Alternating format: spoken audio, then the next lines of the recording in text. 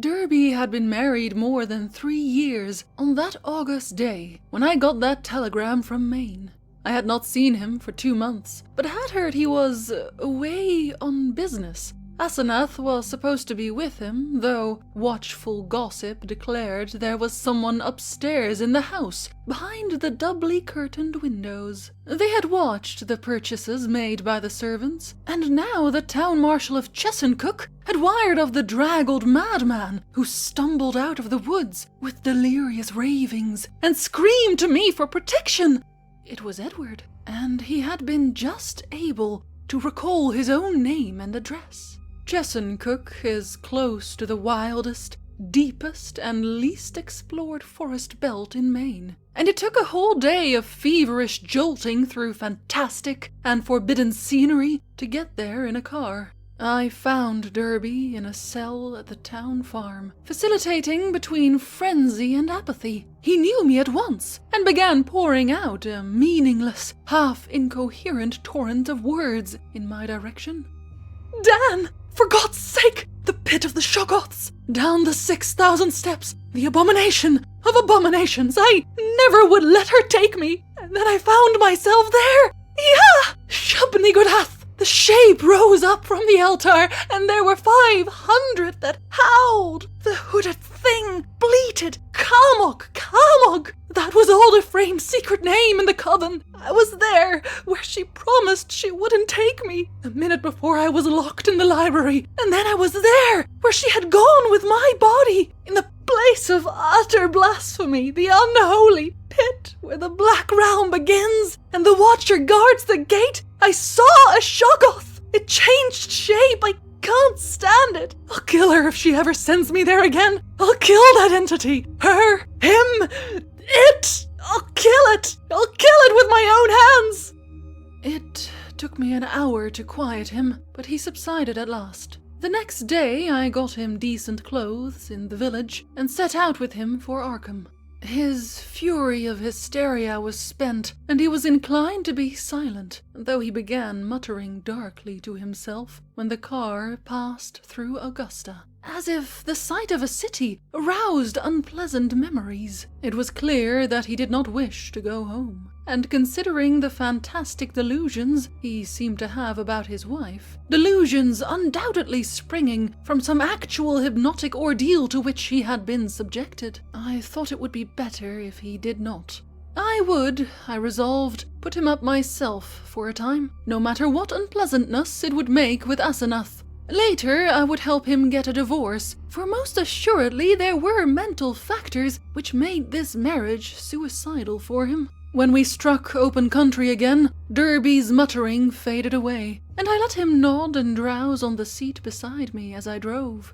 During our sunset dash through Portland, the muttering commenced again, more distinctly than before, and as I listened, I caught a stream of utterly insane drivel about Asenath. The extent to which she had preyed on Edward's nerves was plain, for he had woven a whole set of hallucinations around her. His present predicament, he mumbled furtively, was only one of a long series. She was getting hold of him, and he knew that some day she would never let go. Even now she probably let him go, only when she had to, because she couldn't hold on long at a time. She constantly took his body and went to nameless places for nameless rites, leaving him in her body and locking him upstairs. But sometimes she couldn't hold on, and he would find himself suddenly in his own body again, in some far-off, horrible, and perhaps unknown place. Sometimes she'd get hold of him again, and sometimes she couldn't. Often he was left stranded somewhere, as I had found him. Time and again he had to find his way home from frightful distances, getting somebody to drive the car after he found it.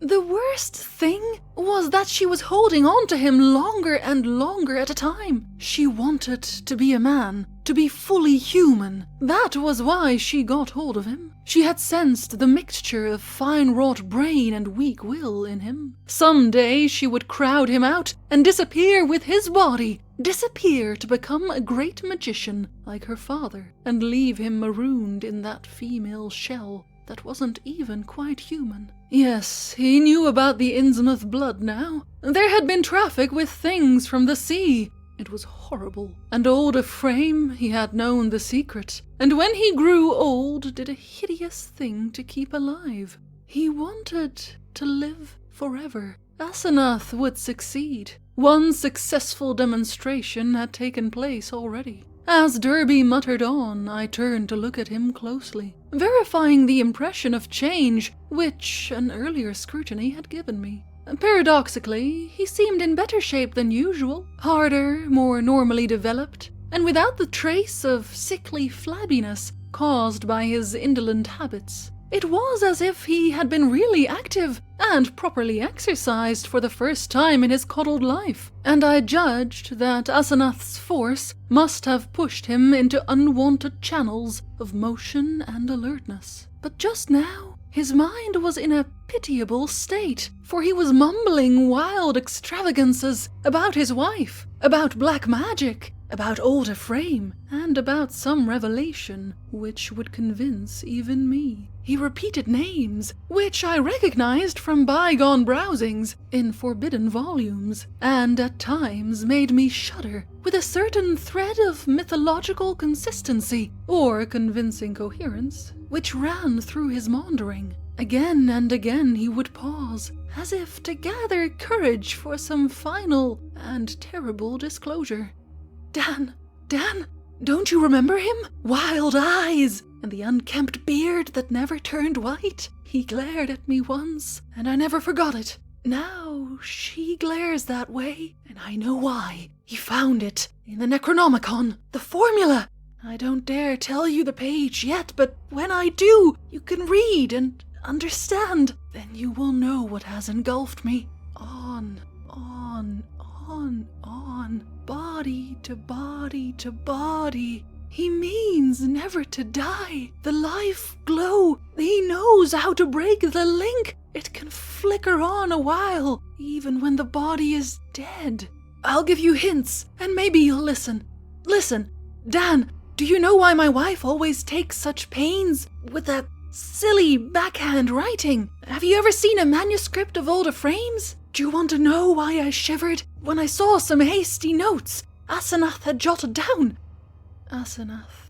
Is there such a person? Why did they half think there was poison in old Ephraim's stomach? Why do the Gilmans whisper about the way he shrieked like a frightened child when he went mad and Asenath locked him up in the padded attic room where the other had been? Was it old Ephraim's soul that was locked in? Who locked in whom? Why had he been looking for months for someone with a fine mind and a weak will? Why did he curse that his daughter wasn't a son? Tell me, Daniel Upton, what devilish exchange was perpetrated in the house of horror where that blasphemous monster had his trusting, weak-willed, half-human child at his mercy? Didn't he make it permanent, as she'll do in the end with me? Tell me why that thing calls itself Asenath, writes differently off guard, so that you can't tell its script from... Then the thing happened. Derby's voice was rising to a thin treble scream as he raved, when suddenly it was shut off with an almost mechanical click. I thought of those other occasions at my home, when his confidences had abruptly ceased, when I had half fancied that some obscure telepathic wave of Asenath's mental force was intervening to keep him silent. This, though, was something altogether different, and I felt infinitely more horrible. The face beside me was twisted almost unrecognizably for a moment, while through the whole body there passed a shivering motion, as if all the bones, organs, muscles, nerves, and glands were adjusting themselves to a radically different posture, set of stresses and general personality. Just where the supreme horror lay, I could not for my life tell, yet there swept over me such a swamping wave of sickness and repulsion, such a freezing, petrifying sense of utter alienage and abnormality that my grasp of the wheel grew feeble and uncertain. The figure beside me seemed less like a lifelong friend than like some monstrous intrusion from outer space. Some damnable, utterly accursed focus of unknown and malign cosmic forces. I had faltered only a moment, but before another moment was over, my companion had seized the wheel and forced me to change places with him. The dusk was now very thick, and the lights of Portland far behind, so I could not see much of his face. The blaze of his eyes, though, was phenomenal, and I knew that he must now be in that queerly energized state, so unlike his usual self, which so many people had noticed. It seemed odd and incredible that listless Edward Derby, he who could never assert himself and who had never learned to drive, should be ordering me about and taking the wheel of my own car. Yet that was precisely what had happened.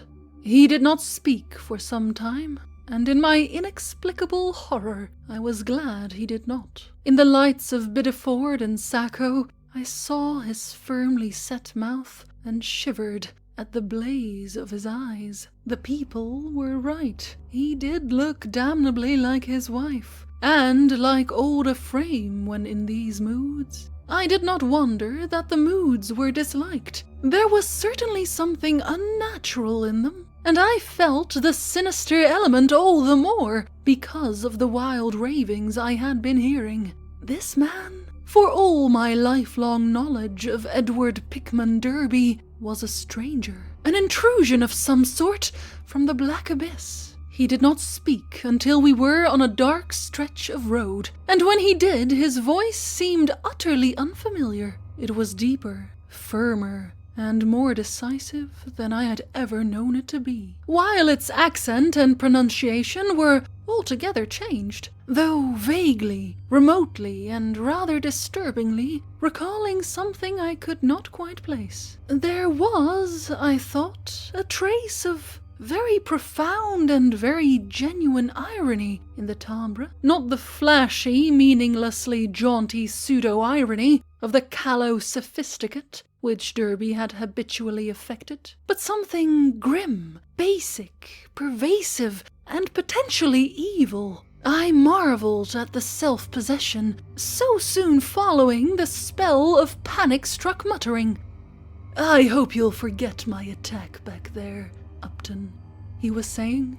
"You know what my nerves are, and I guess you can excuse such things. I'm enormously grateful, of course, for this lift home, and you must forget, too, any crazy things I may have been saying about my wife, and about things in general. That's what comes from overstudy in a field like mine. My philosophy is full of bizarre concepts, and when the mind gets worn out, it cooks up all sorts of imaginary concrete applications. I shall take a rest from now on. You probably won't see me for some time, and you needn't blame Asenath for it. This trip was a bit queer, but it's really very simple. There are certain Indian relics in the North Wood, standing stones and all that, which mean a good deal in folklore, and Asenath and I are following that stuff up. It was a hard search, so I seem to have gone off my head. I must send somebody for the car when I get home. A month's relaxation will put me on my feet." I do not recall just what my own part of the conversation was, for the baffling alienage of my seatmate filled all my consciousness. With every moment, my feeling of elusive cosmic horror increased, till at length I was in a virtual delirium of longing for the end of the drive.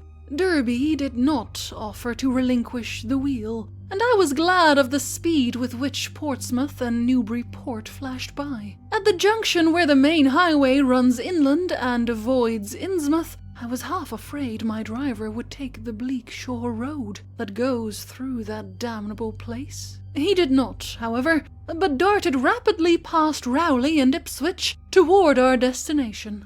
We reached Arkham before midnight, and found the lights still on at the old Crown and Shield house. Derby left the car with a hasty repetition of his thanks, and I drove home alone with a curious feeling of relief. It had been a terrible drive, all the more terrible because I could not quite tell why, and I did not regret Derby's forecast of a long absence from my company. The next 2 months were full of rumors. People spoke of seeing Derby more and more in his new, energized state, and Asenath was scarcely ever into her callers. I had only one visit from Edward, when he called briefly in Asenath's car, duly reclaimed from wherever he had left it in Maine, to get some books he had lent me. He was in his new state, and paused only long enough for some evasively polite remarks. It was plain that he had nothing to discuss with me when in this condition, and I noticed that he did not even trouble to give the old 3 and 2 signal when ringing the doorbell. As on that evening in the car, I felt a faint, infinitely deep horror which I could not explain, so that his swift departure was a prodigious relief. In mid-September, Derby was away for a week, and some of the decadent college set talked knowingly of the matter, hinting at a meeting with a notorious cult leader, lately expelled from England, who had established headquarters in New York. For my part, I could not get that strange ride from Maine out of my head. The transformation I had witnessed had affected me profoundly, and I caught myself again and again trying to account for the thing and for the extreme horror it had inspired in me. But the oddest rumors were those about the sobbing in the old Crown and Shield house. The voice seemed to be a woman's, and some of the younger people thought it sounded like Asenath's. It was heard only at rare intervals, and would sometimes be choked off, as if by force. There was talk of an investigation, but this was dispelled one day, when Asenath appeared in the streets and chatted in a sprightly way with a large number of acquaintances, apologizing for her recent absence and speaking incidentally about the nervous breakdown and hysteria of a guest from Boston.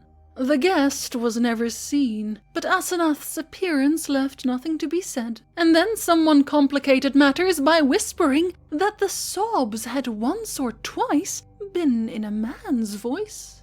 One evening in mid-October, I heard the familiar 3 and 2 ring at the front door.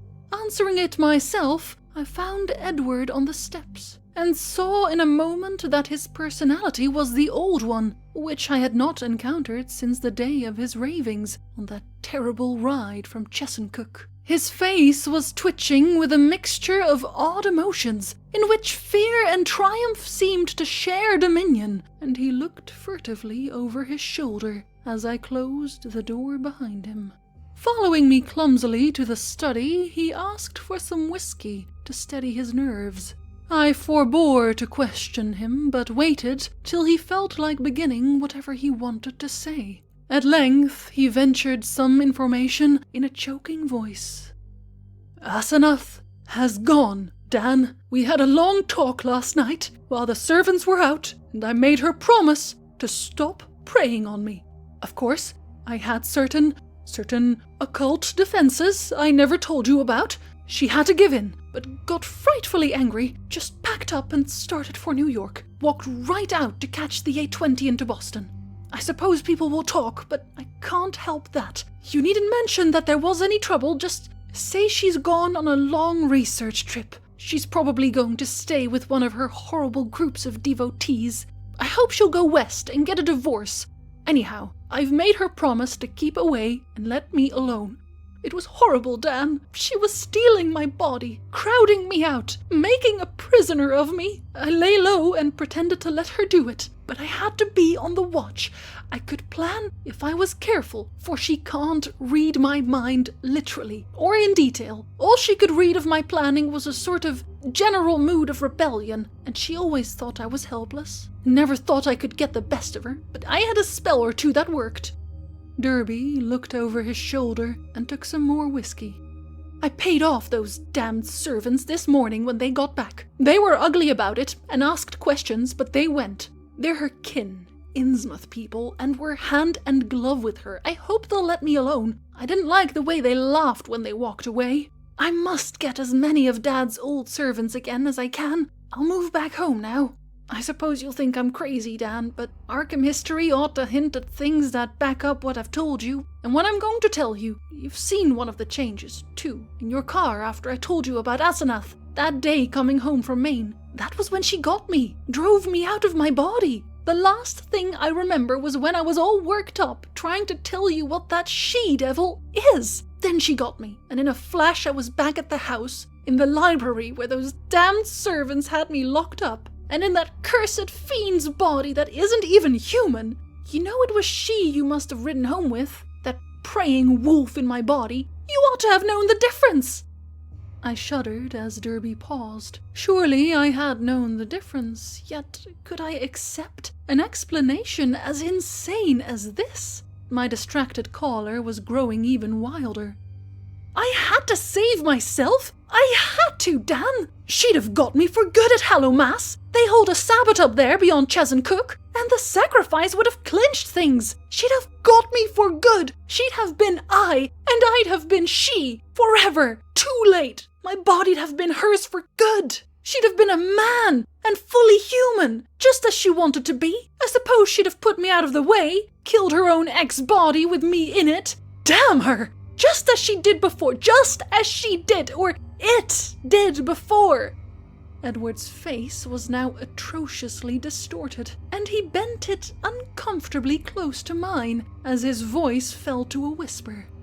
You must know what I hinted in the car, that she isn't Asenath at all, but really old Ephraim himself. I suspected it 1.5 years ago, and I know it now. Her handwriting shows it when she goes off guard. Sometimes she jots down a note in writing that's just like her father's manuscripts, stroke for stroke. And sometimes she says things that nobody but an old man like Ephraim could say. He changed forms with her when he felt death coming. She was the only one he could find with the right kind of brain and a weak enough will. He got her body permanently, just as she almost got mine. And then he poisoned the old body he'd put her into. Haven't you seen old Ephraim's soul glaring out of that she-devil's eyes dozens of times? And out of mine when she had control of my body?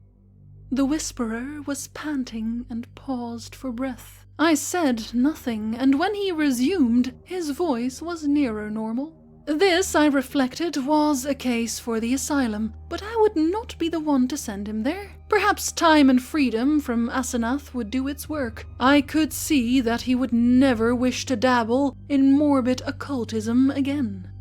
I'll tell you more later. I must have a long rest now. I'll tell you something of the forbidden horror she led me into. Something of the age-old horrors that even now are festering in out-of-the-way corners with a few monstrous priests to keep them alive. Some people know things about the universe that nobody ought to know, and can do things that nobody ought to be able to do.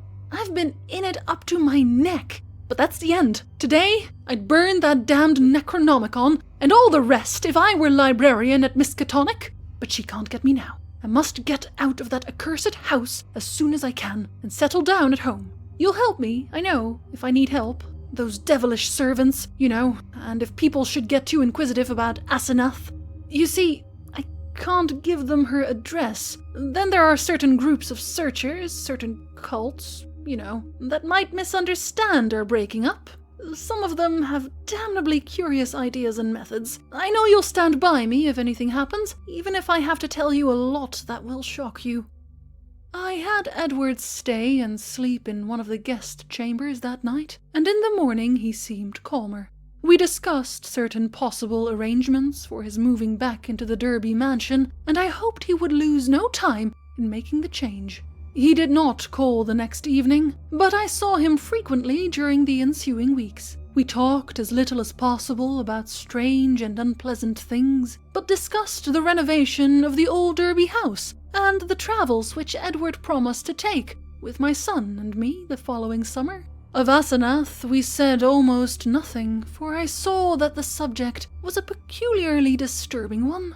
Gossip, of course, was rife, but that was no novelty in connection with the strange menage at the old Crown and Shield house. One thing I did not like was what Derby's banker let fall in an over-expansive mood at the Miskatonic Club about the checks Edward was sending regularly to a Moses and Abigail Sargent and a Eunice Babson in Innsmouth. That looked as if those evil-faced servants were extorting some kind of tribute from him, yet he had not mentioned the matter to me. I wished that the summer and my son's Harvard vacation would come, so that we could get Edward to Europe. He was not, I soon saw, mending as rapidly as I had hoped he would, for there was something a bit hysterical in his occasional exhilaration, while his moods of fright and depression were altogether too frequent. The old Derby house was ready by December, yet Edward constantly put off moving. Though he hated and seemed to fear the Crown and Shield place, he was at the same time queerly enslaved by it. He could not seem to begin dismantling things, and invented every kind of excuse to postpone action. When I pointed this out to him, he appeared unaccountably frightened. His father's old butler, who was there with other reacquired servants, told me one day that Edward's occasional prowlings about the house, and especially down in the cellar, looked odd and unwholesome to him. I wondered if Asenath had been writing disturbing letters, but the butler said there was no mail which could have come from her. It was about Christmas that Derby broke down one evening while calling on me. I was steering the conversation toward next summer's travels when he suddenly shrieked and leapt up from his chair with a look of shocking, uncontrollable fright, a cosmic panic and loathing such as only the nether gulfs of nightmare could bring to any sane mind. My brain! God damn, it's tugging from beyond! Knocking, clawing! That she-devil even now! A frame! Camog! The pit of the Shoggoths! Ia! Shubnigodath! The goat with 1,000 young! The flame! Beyond body! Beyond life! In the earth! Oh, God! I pulled him back to his chair and poured some wine down his throat as his frenzy sank to a dull apathy. He did not resist, but kept his lips moving, as if talking to himself. Presently I realized that he was trying to talk to me, and bent my ear to his mouth to catch the feeble words. Again, she's trying. I might have known. Nothing can stop that force, not distance, nor magic, nor death. It comes and comes, mostly in the night. I can't leave. It's horrible. Oh, God, Dan, if you only knew as I do just how horrible it is. When he had slumped down into a stupor, I propped him with pillows and let normal sleep overtake him. I did not call a doctor, for I knew what would be said of his sanity, and wished to give nature a chance if I possibly could. He waked at midnight, and I put him to bed upstairs, but he was gone by morning. He had let himself quietly out of the house, and his butler, when called on the wire, said he was at home pacing about the library. Edward went to pieces rapidly after that. He did not call again, but I went daily to see him. He would always be sitting in his library, staring at nothing, and having an air of abnormal listening. Sometimes he talked rationally, but always on trivial topics. Any mention of his trouble, of future plans, or of Asenath would send him into a frenzy. His butler said he had frightful seizures at night, during which he might eventually do himself harm.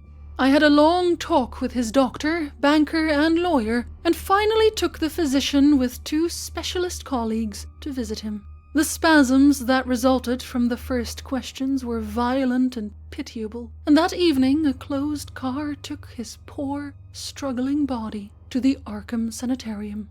I was made his guardian and called on him twice weekly, almost weeping to hear his wild shrieks, awesome whispers, and dreadful, droning repetitions of such phrases as, "I had to do it! I had to do it! It'll get me! It'll get me! Down there in the dark! Mother! Mother! Dan! Save me! Save me!" How much hope of recovery there was, no one could say, but I tried my best to be optimistic. Edward must have a home if he emerged, so I transferred his servants to the Derby mansion, which would surely be his sane choice. What to do about the Crown and Shield place, with its complex arrangements and collections of utterly inexplicable objects, I could not decide, so left it momentarily untouched, telling the Derby household to go over and dust the chief rooms once a week, and ordering the furnace man to have a fire on those days. The final nightmare came before Candlemas, heralded in cruel irony by a false gleam of hope. One morning, late in January, the sanitarium telephoned to report that Edward's reason had suddenly come back. His continuous memory, they said, was badly impaired, but sanity itself was certain. Of course, he must remain some time for observation, but there could be little doubt of the outcome. All going well, he would surely be free in a week. I hastened over in a flood of delight, but stood bewildered when a nurse took me to Edward's room. The patient rose to greet me, extending his hand with a polite smile. But I saw in an instant that he bore that strangely energized personality which had seemed so foreign to his own nature. The competent personality I had found so vaguely horrible, and which Edward himself had once vowed was the intruding soul of his wife. There was the same blazing vision, so like Asenath's and old Ephraim's, and the same firm mouth, and when he spoke, I could sense the same grim, pervasive irony in his voice, the deep irony so redolent of potential evil. This was the person who had driven my car through the night 5 months before. The person I had not seen since that brief call when he had forgotten the old-time doorbell signal and stirred such nebulous fears in me. And now he filled me with the same dim feeling of blasphemous alienage and ineffable cosmic hideousness. He spoke affably of arrangements for release, and there was nothing for me to do but assent, despite some remarkable gaps in his recent memories. Yet I felt that something was terribly, inexplicably wrong and abnormal. There were horrors in this thing that I could not reach. This was a sane person, but was it indeed the Edward Derby I had known? If not, who or what was it? And where was Edward? Ought it to be free or confined, or ought it to be extirpated from the face of the earth? There was a hint of the abysmally sardonic in everything the creature said. The Asenath-like eyes lent a special and baffling mockery to certain words about the early liberty earned by an especially close confinement. I must have behaved very awkwardly, and was glad to beat a retreat. All that day and the next, I racked my brain over the problem. What had happened? What sort of mind looked out through those alien eyes in Edward's face? I could think of nothing but this dimly terrible enigma, and gave up all efforts to perform my usual work. The second morning, the hospital called up to say that the recovered patient was unchanged, and by evening I was close to a nervous collapse, a state, I admit, though others will vow it colored my subsequent vision. I have nothing to say on this point, except that no madness of mine could account for all the evidence. It was in the night, after that second evening, that stark, utter horror burst over me, and weighed my spirit with a black, clutching panic, from which it can never shake free. It began with a telephone call just before midnight, I was the only one up and sleepily took down the receiver in the library. No one seemed to be on the wire, and I was about to hang up and go to bed when my ear caught a very faint suspicion of sound at the other end. Was someone trying under great difficulties to talk? As I listened, I thought I heard a sort of half-liquid, bubbling noise. Glub, glub, glub, which had an odd suggestion of inarticulate, unintelligible word and syllable divisions. I called, "Who is it?" But the only answer was glub, glub, glub, glub. I could only assume that the noise was mechanical, but fancying that it might be a case of a broken instrument, able to receive but not send, I added, "I can't hear you. Better hang up and try information." Immediately, I heard the receiver go on the hook at the other end. This, I say, was just about midnight. When the call was traced afterward, it was found to come from the old Crown and Shield house, though it was fully half a week from the housemaid's day to be there. I shall only hint what was found at that house. The upheaval in a remote cellar storeroom, the tracks, the dirt, the hastily rifled wardrobe, the baffling marks on the telephone, the clumsily used stationery, and the detestable stench lingering over everything. The police, poor fools, have their smug little theories, and are still searching for those sinister discharged servants who have dropped out of sight amidst the present furor. They speak of a ghoulish revenge for things that were done, and say I was included because I was Edward's best friend and advisor. Idiots! Do they fancy those brutish clowns could have forged that handwriting? Do they fancy they could have brought what later came? Are they blind to the changes in that body that was Edward's? As for me, I now believe all that Edward Derby ever told me. There are horrors beyond life's edge that we do not suspect, and once in a while man's evil prying calls them just within our range.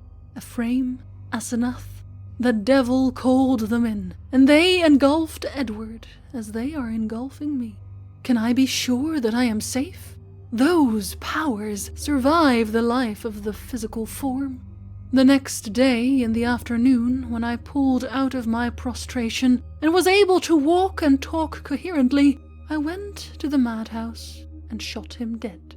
For Edward's and the world's sake.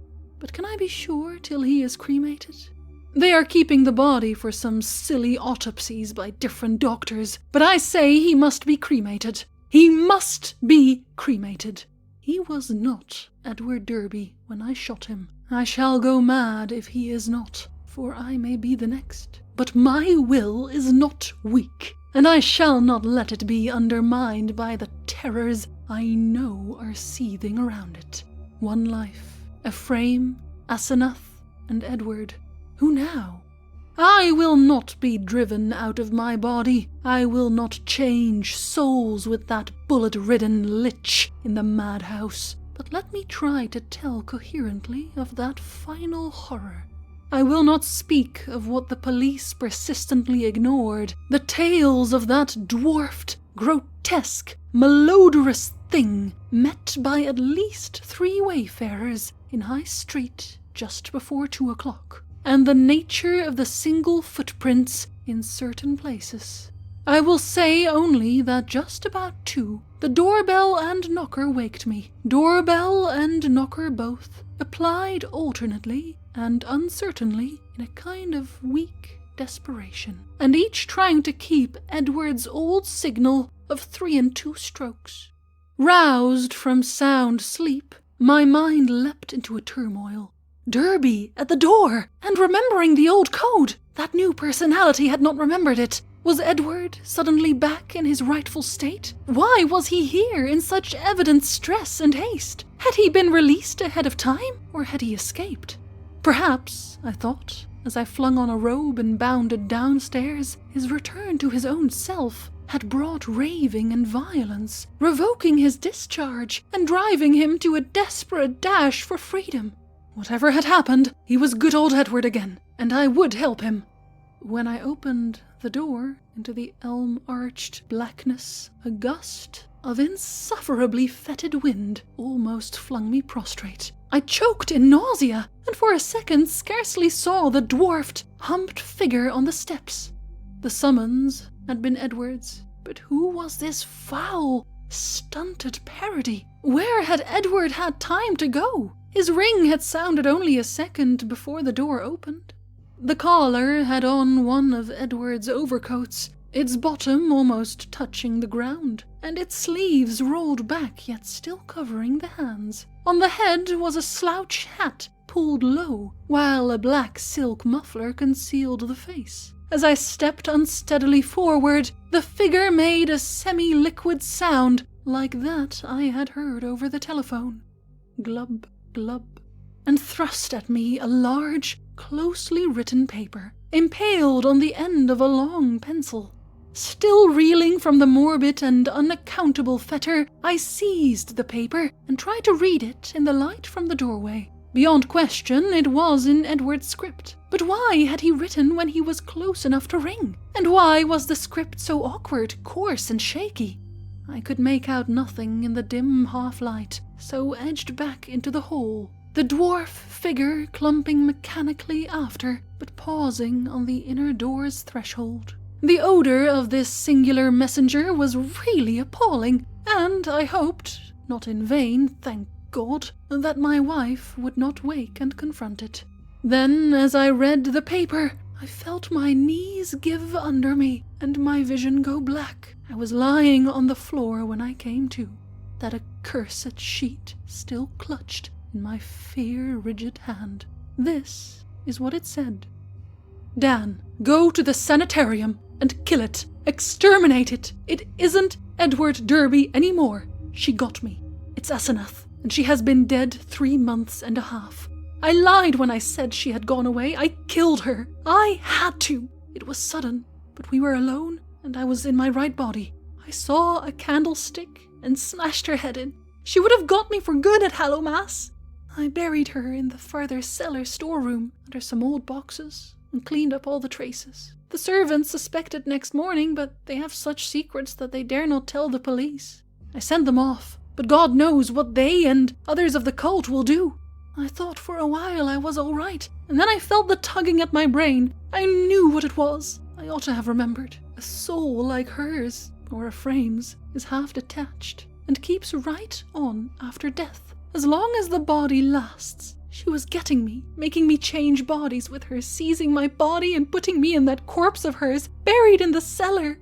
I knew what was coming. That's why I snapped and had to go to the asylum. Then it came. I found myself choked in the dark, in Asenath's rotting carcass, down there in the cellar, under the boxes where I put it. And I knew she must be in my body at the sanitarium, permanently, for it was after Hallowmass, and the sacrifice would work, even without her being there, sane and ready for release as a menace to the world.